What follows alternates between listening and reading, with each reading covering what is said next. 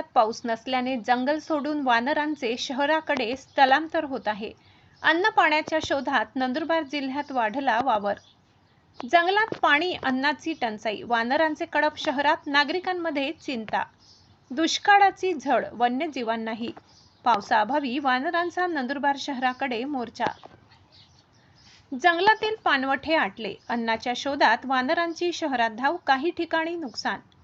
नंदुरबार जिल्ह्यात पावसाने ओढ दिल्याचा फटका केवळ शेती आणि नागरिकांनाच नव्हे तर वन्यजीवांनाही बसू लागला आहे।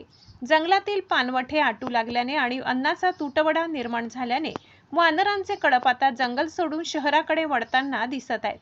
नंदुरबार शहरात येणारे काही वानर अन्न आणि पाण्याच्या शोधात भटकताना दिसत आहेत, तर काही ठिकाणी त्यांच्या वावरामुळे नागरिकांचे नुकसानही होत आहे। पावसाअभावी वन्यजीवांचे नैसर्गिक अधिवासही संकटात सापडल्याचे चित्र आहे। मात्र जिल्ह्यात समाधानकारक पाऊस झाल्यानंतर हे वानर पुन्हा जंगलाचा मार्ग धरतील अशी अपेक्षा व्यक्त केली जात आहे।